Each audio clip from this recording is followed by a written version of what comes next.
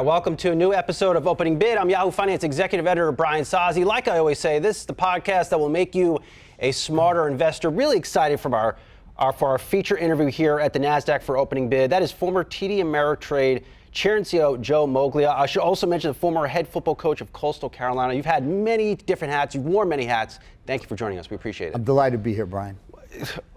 My instinct says I want to talk about stocks, but I got to start on football. What is it like to coach a football team? Well, I get asked that quite a bit, actually. Which was more difficult or more challenging, more fun? My career on Wall Street or my career as a football coach. And I've loved them both. Both are challenging in their own ways, but there's nothing I've ever done that's more competitive than coaching football. Let's put that in perspective.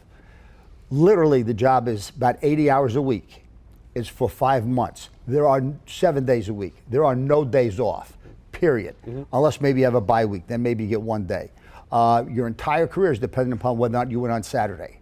Somehow, almost every male in this country can do two things really, really well. They know how to grill, and they know how to call or run a football team.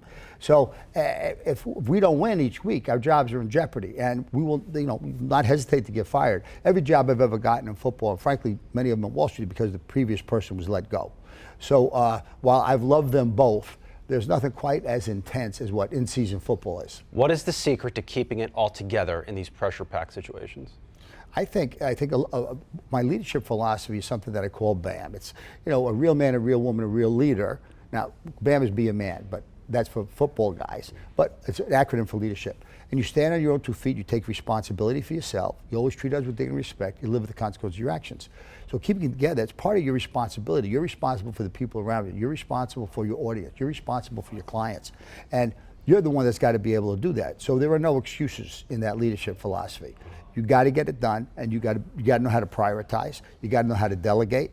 And those are things actually that I've frankly been able to do pretty well over time. And I would say that philosophy has been my single most competitive advantage I've had over my 2 careers. Winning in sports and in business, you have to figure out a way, I imagine, to get the most out of your team.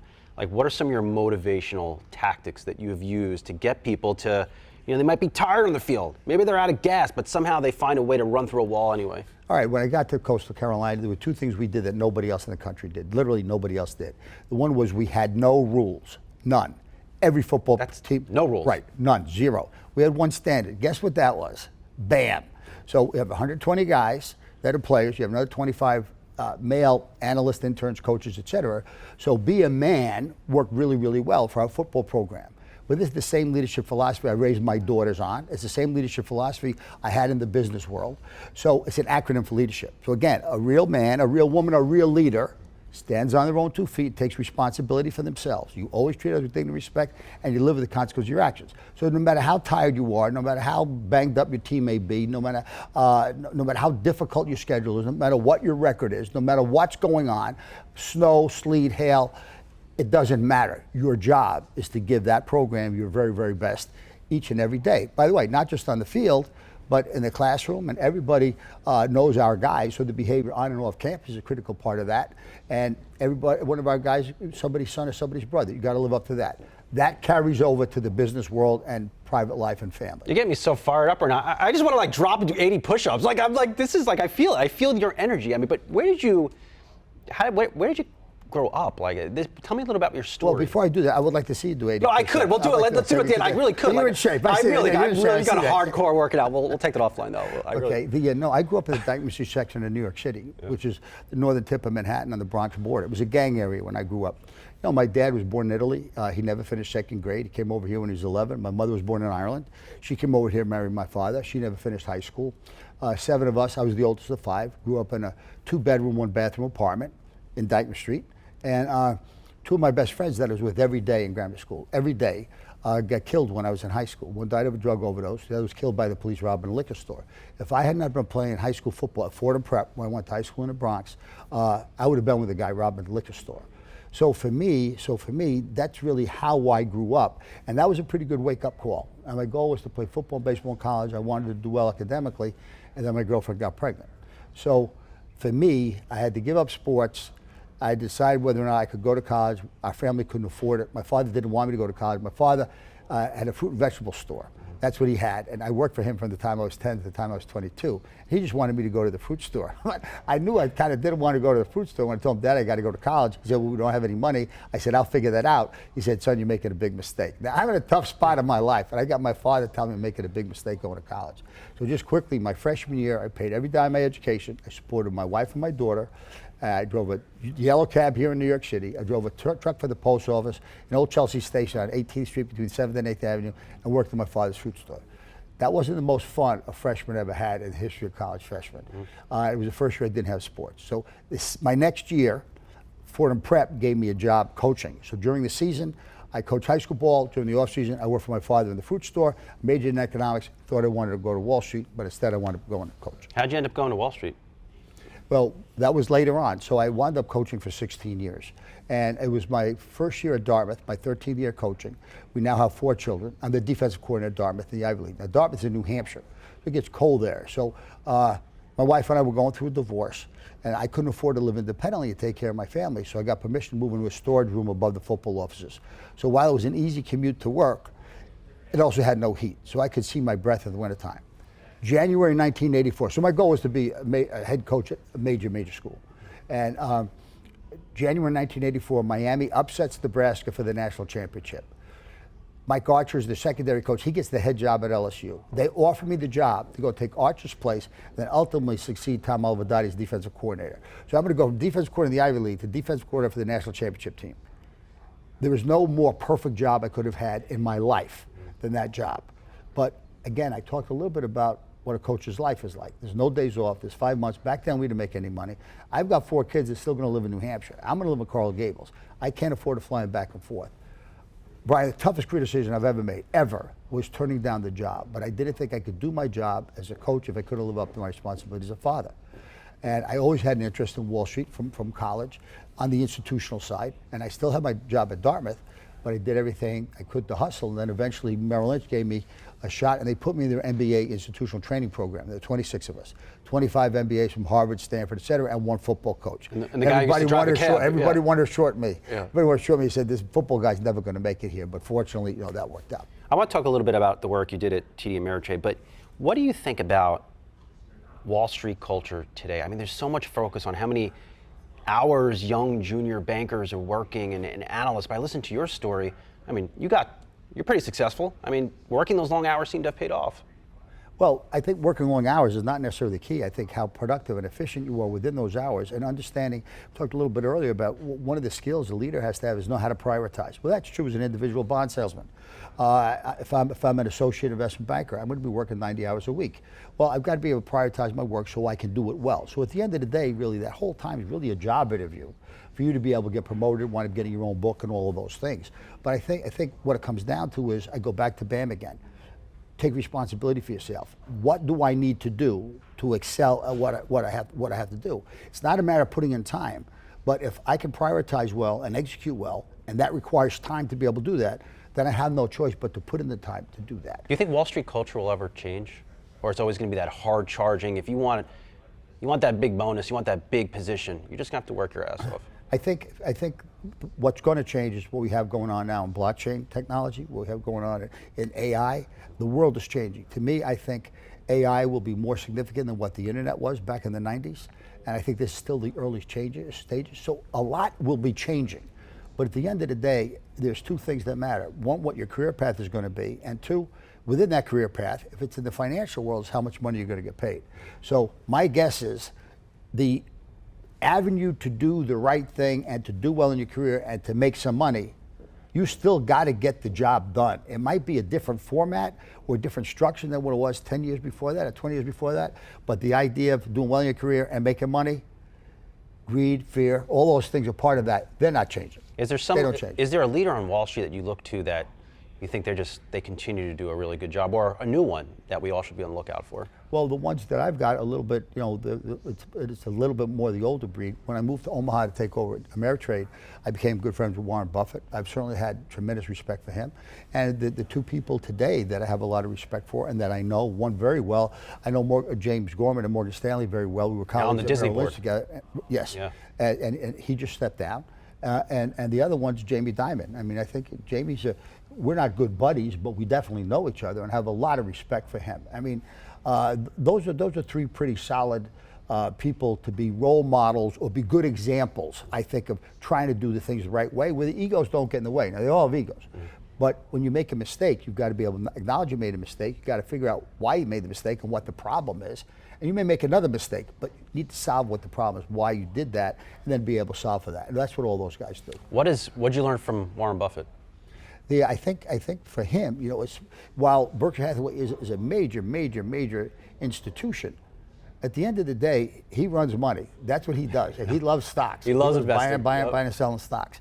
So I think what I learned a little bit more from him is that we had multiple one-on-one dinners together, and he's very, very much a regular guy. He's really down to earth. Do you get nervous for a meeting like that? No, I was excited. I get excited for a game. I don't know if I get nervous. I think your adrenaline picks up a little bit, but it's an interesting story how we actually met, if you're interested. Yeah, fire away, Okay, please. so Yeah. Liz Clayman, who's on CNBC at Fox Business at the time. Good friend. Yes, and also with me, was writing a book on investing. So she interviewed me for the book somewhere on Wall Street. So at the end of the interview, we had dinner. I asked her if she had interviewed Warren for the book. She said, "Oh, no, Warren doesn't do interviews." I said, first of all, I'm sure he's a big fan. I had no idea if that was the case. Secondly, you're writing a book on investing. He's the number one investor icon of the world. You got to call him. A week later, I get a call from Liz. Joe, I call Warren. He picks me up. He begins with, "I'm a big fan. How can I help?" She gets the interview. So at the end of the interview with him, she said, "Well, last week I interviewed Joe Moglia." Said, "Oh, Joe's done a great job out here. Everybody loves him. Doing a great job at Ameritrade." He said, "Well, do you know Joe?" "No, I don't know Joe." "So would you like to get the research?" "Yeah, I'd love to." Yeah. So she wants to broker this trade. I said, "No, I'll make the call."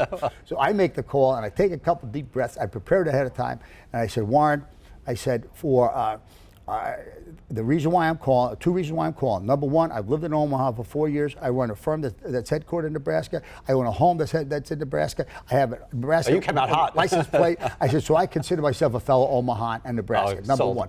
Number two, I could have looked Liz Clayman in the eyes if I didn't make this call myself. I wondered if you'd like to get together sometime. He said, "I'd love to. How about dinner?" That was it. That was it. That was it. Awesome. Well, Joe Moglia, hang with us. We're going to go off for a quick break. We'll be right back on Opening Bid.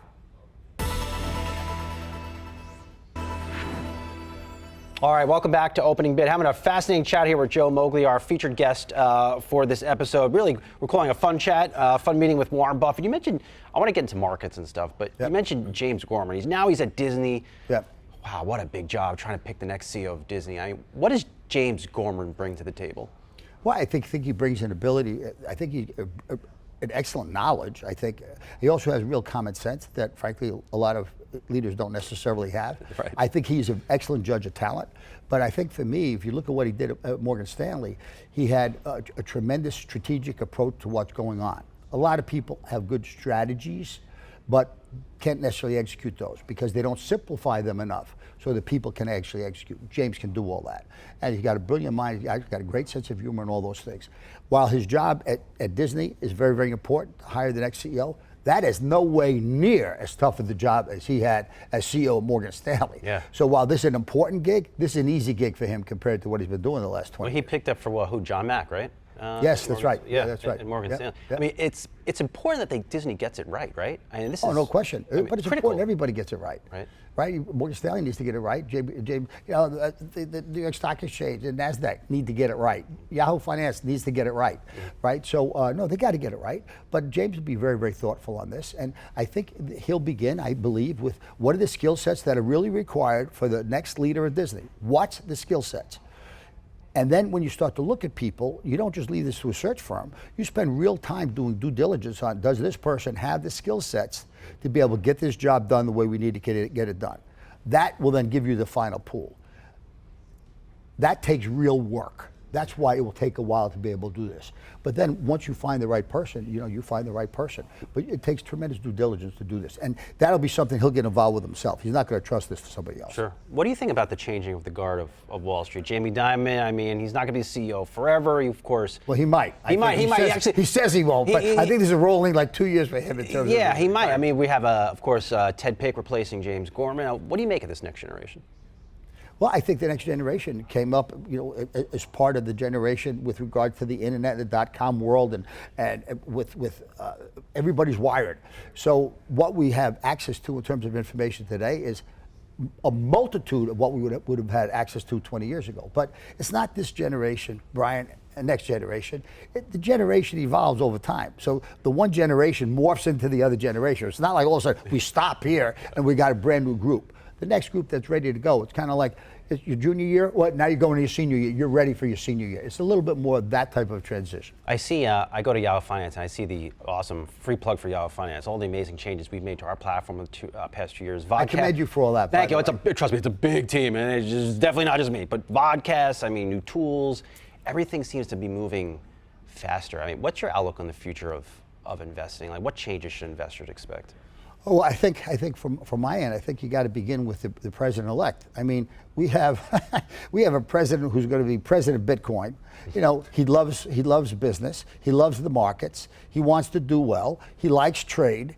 I mean, loves crypto. I mean, you can't do much better than that. He's hiring people in the cabinet. They're all pro-business, pro-crypto, pro-trading. He wants to deregulate. He wants to have lower taxes.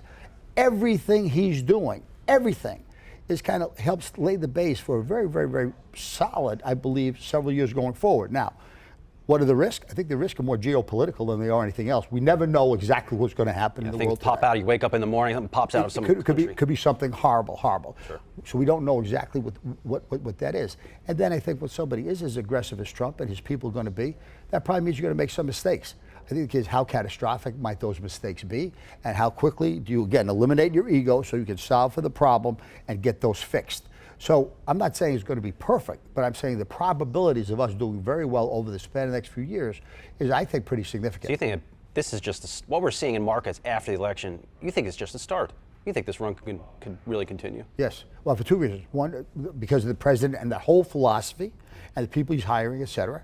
And the second one is AI. I mean, the impact that AI is going to have on productivity in this country and the business world with regard to the markets, blockchain technology, all of these things going forward are only going to help us get better and improve. That doesn't mean there's not going to be hiccups. There's going to be hiccups. We're going to have growing pains.